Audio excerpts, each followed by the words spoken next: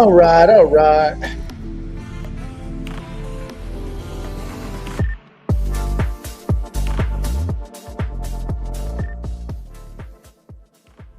Okay, let's see. All right. Well, let's go say hello, hello, hello, hello, hello, hello, hello, hello, hello, hello, hello, hello, hello. All right. This today is going to be pop marked with a couple of things. One, I have an Uber guy that's bringing uh, cold, like cat food that has to stay cold. So when he gets here, I got to go and load that, but that'll only take like 2 minutes. But it's like this big pile of chicken, and I got to get that to the freezer ASAP. And then I need to. Oh, look at this shit show. Okay, want to see some organic trading? Ooh, look at all that organic trading last night. So I looked. What was it at 1:35? I thought it was 1:05. 1:35 a.m. Why did the markets crash at 1:35? Not 1:34. Not 1:30. 1:35. 1:35. And the news is, the macro factors have pushed people to sell at 1:35. 1:35 is when we got to sell at 1:35. You say, okay. 1:35 it is. That's on everyone's chart. Everybody knows 1:35 a.m. on a Friday. That's when you sell, right? Let's see. Weird. 1:35. I guess everyone in every crypto asset all across the world at 1:35, they were like, you know what? Now's when we sell. Not 5 minutes from now, not yes, now, right now is when we sell. Get the fuck out of here. So any news you read today, other than somebody did this or somebody did that, it's bullshit. Just keep that in mind. So that's why I'm not even going to look at the news articles today, because they're all bullshit. Anyway, just sometimes people screw everybody else. It is what it is. It's not illegal. It's not unfair. It's not nothing. It just is. If you have a lot of something and you want to dump it and other people get hammered, you know what? They took the risk being in the market, didn't they? They could have sold at 1:34. They chose not to. So that's what it is. The article, is a bear alt season possible? I mean, I'd say if we've been here for 5 months straight, I'd say we're in an everything bear. Everything. A bear everything. We're in a bear everything. Yeah. Hold on. I'm also managing another company at the same time because Brandon likes to take vacations. All right, let's see. Hold on. Bam. There, right. As in customer's computer, which is to be expected. Alpha tokens cost scaling links have to different draft iterations. Taking 14 batches for the draft for polish. I'm running one too, and I set it on Epic. Ooh. Well, can you try yourself to do the order and then I'll just give you money? We're managing like 20 AI subscriptions right now so that we can test all these different output models. It's a thing. It's a thing. And then we have a film being written right now. Oh, it's done. Ooh. Let's see something cool. Here, I'm going to show you something cool. Before we get into it, I'm going to show you something cool.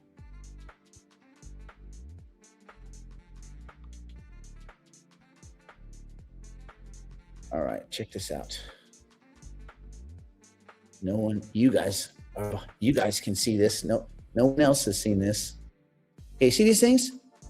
Projects, writer's room, iterative coverage. Guess what 2 things we were the first one in the world to do? These 2, both. We didn't just want first in the world on one of them. We were the first on both of them. Why? Because we're nerds. That's what nerds do. Okay, we're at dev. Hold on. Okay, give me 2 seconds. Anyway, it's pretty cool. I'll do something else here in a second. Let me go over here. Yay. Let me go over here. I need to find, I want to show you something really cool that before last week was not possible at all. Give me 2 seconds.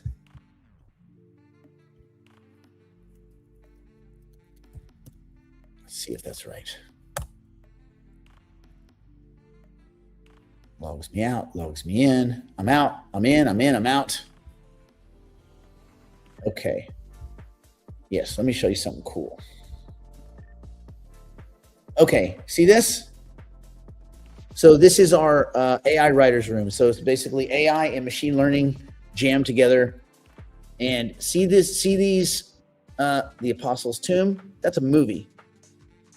I wrote it, I wrote it. My buddy Greg gave me the treatment. It's about 5 paragraphs about 2 hours ago. And Ghost Pride is a movie that I wrote last night. And Terrace University is a movie from a book. And Souls Harbor is the pilot episode from a book about paramedics. Crazy. But anyway, you can go here, say this is kind of tells you like all sorts of cool stuff that's going on while it's all going on. And this is like, it's written. So this is a finished film. Like it's ready to go. So it needs some formatting and things like that. So then what you do, I'll show you as I'm doing it.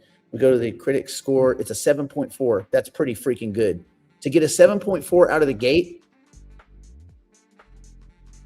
we have all their notes here. All these notes are going to be addressed in a second. So we're going to go,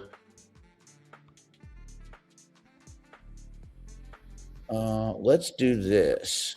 Let's push this up. Let's go view project. Table read, obviously it is what it sounds like. You can click that button and it will cast your film or your TV show and you can hear it like an actual table read. Coverage is regular coverage report. We're going to run iterative coverage, which by the way, that's something that you can't do anywhere. I mean, as far as I know, that doesn't, this stuff does not exist. We're the first, nobody. Hey, listen, you can either be really good, you can be really lucky, or you can be first, right? That's our motto. So what's iterative coverage? Well, I'm going to start this. I'm going to go to refine. I'm going to go, let's go to 15 tries. Let's do a plateau threshold. And let's go 03. Let's do a plateau count of 5. We're going to start our refinement. What does that mean? It's going to start implementing notes. It's going to do coverage first. It's going to look at this script. Then it's going to implement fixes. It's going to take those fixes, those recommendations for fixing the script. It's going to implement them. It's going to run coverage again. It's going to implement them. It's going to run coverage again. It's going to implement them. It's going to run coverage again. Over and over and over across this big long timeline. And what this looks like, I will show you. Let's go back to projects. Let's go to the Apostles' Tomb. Oh, no. Let's go to Ghost Pride, which is one we did yesterday. Well, last night. Go to iterative coverage. It's going to show you what iterative coverage consists of. So these are all the different rewrites it went through. And you notice when it goes down, it goes back to the best version of the script.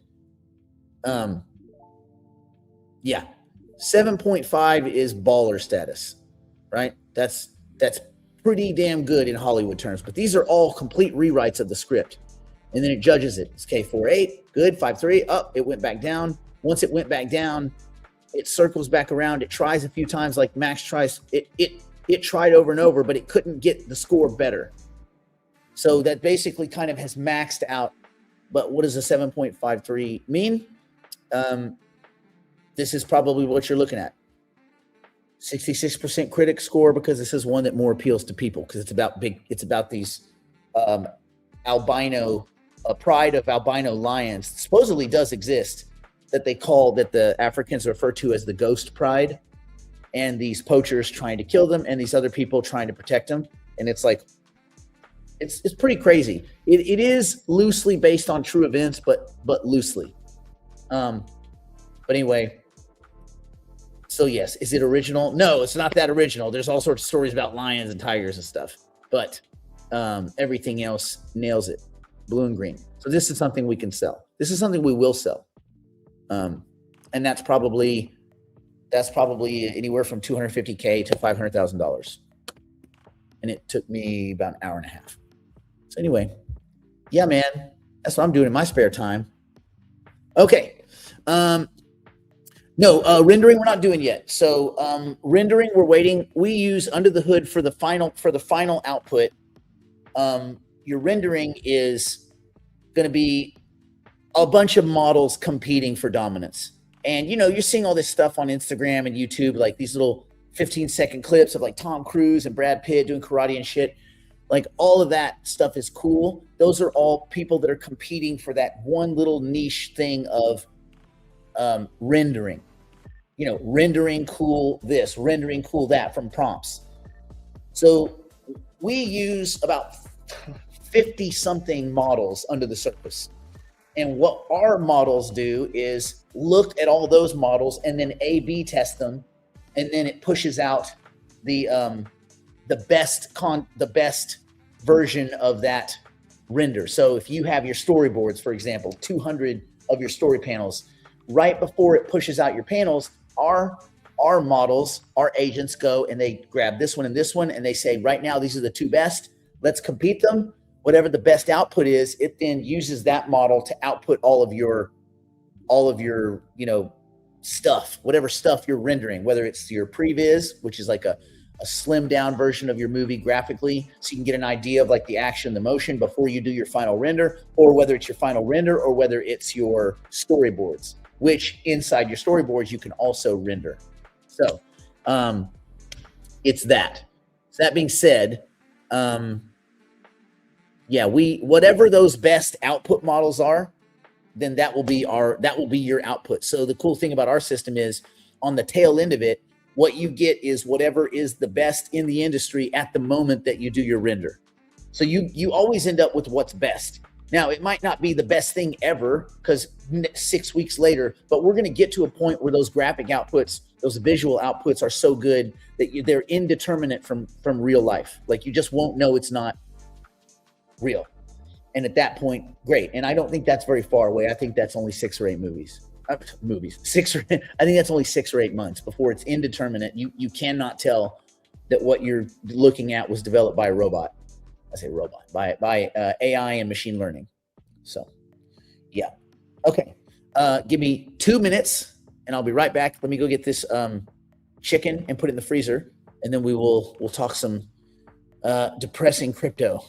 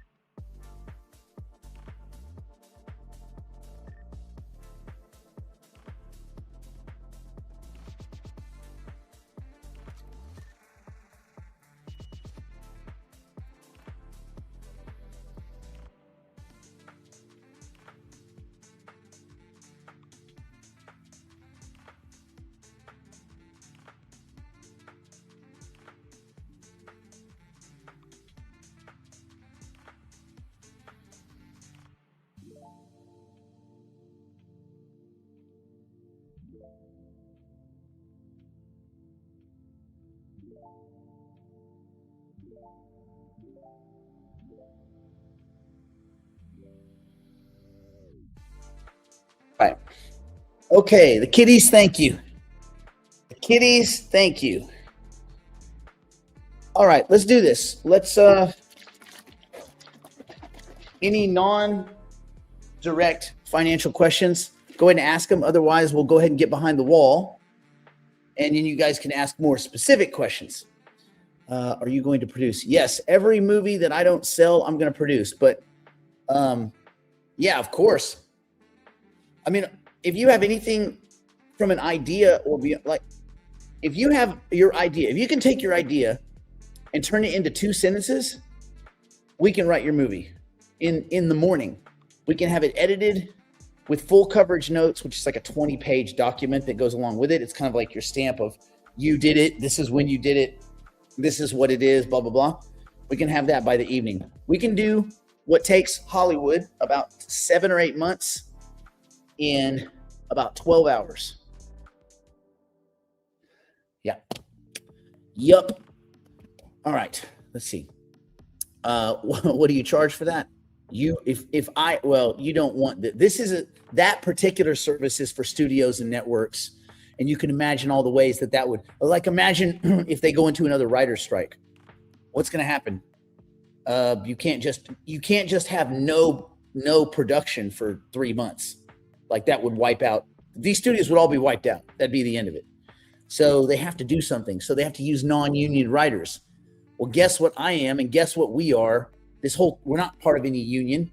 Ain't nobody pulling our strings. So we could. Every single network could come to us and say, hey, I need 3 movies. I need 7 series. I need this. Yeah, okay, click, click, click, click, click, done. So this would be a service for networks and studios. It's pretty expensive. I mean, if you go hire a writer to do a movie for you, and he's any kind of skill, and our stuff is good, like skilled writing. If you get a skilled writer, professional writer, it's going to be anywhere from $150,000 to $1 million to write a movie for you. That's it. No matter who you are. Like, hey, I want you to write me a movie. Cool.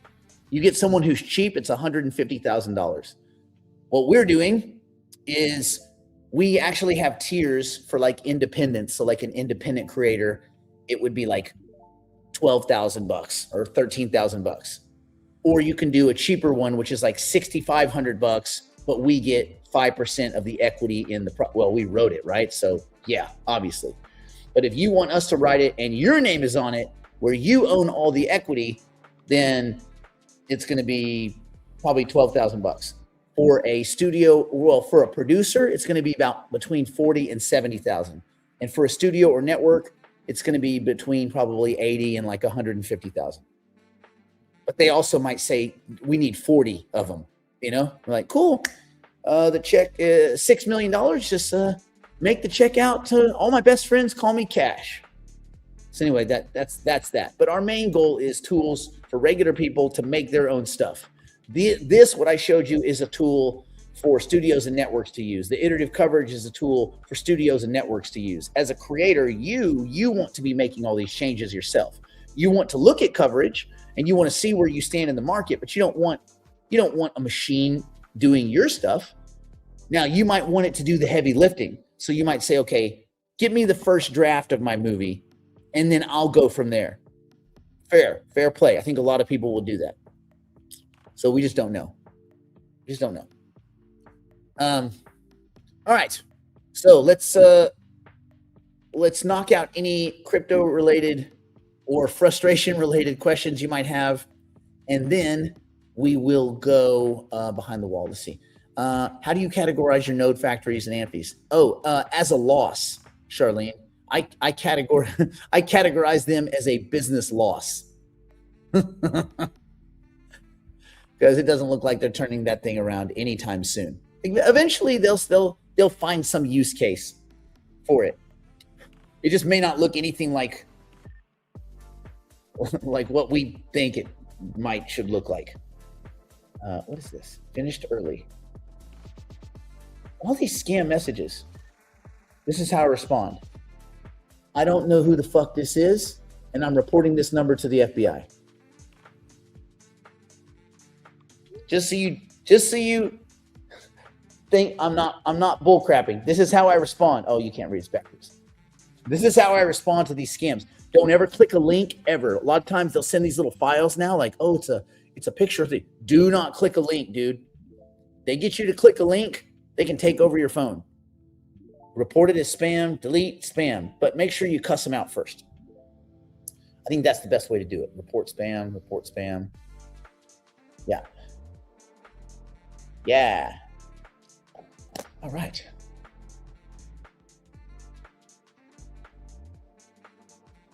These I've been drinking in the mornings because you get the good back. You get like probiotic good. You get good stuff. It's like a little yogurty drink. It's yogurt you can drink. That plus my Blueprint. I'm eating the Blueprint. You guys know what that is? I told you about that a few weeks ago. It's got like one powder with all your stuff in it. And then I add a little bit of extra creatine. That's it.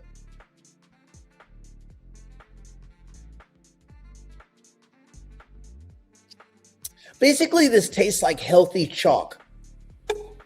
Yeah. Okay, on the hypercycle subject, is there anything I could do with the box if I was smart enough? I mean, I think you are smart enough, Donna. If you have a bunch of papers and you have an air conditioning near it, and let's say that air conditioning keeps knocking those papers off of your desk. You know where I'm going with this. Longevity. Well, it's called Blueprint.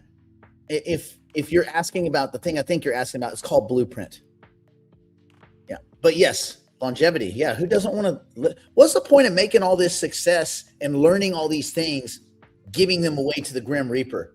F the Grim Reaper. Unless he's hiring, I would be a Grim Reaper. I would be a good Grim Reaper. I would be so good, Grim Reaper. Like, you want to be a Grim Reaper? Okay. How long?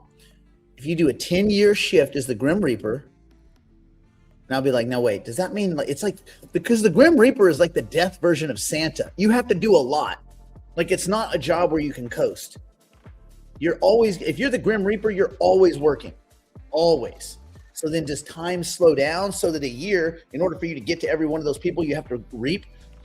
Does a year really mean like 70 years worth of like reaping?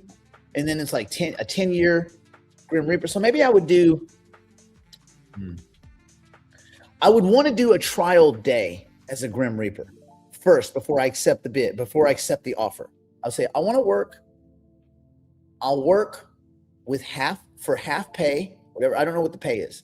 I'll work for half pay as a Grim Reaper for one day. Let me see what it's like. And don't give me the weekend. Don't give me no crap. I want it when people are keeling over. I want to be the Grim Reaper around the holidays when people are depressed and it's raining in Seattle. That should be a fair amount of work. And then I'll use that day to determine whether I'm fit for Grim Reaper duty and also what I would get paid to do it. But other than that, yeah, longevity. Yep. All right, let's get behind the wall because we've deteriorated into the nonsense. So we might as well be behind the wall for the nonsense. Okay, let's see. Let me touch all the right buttons.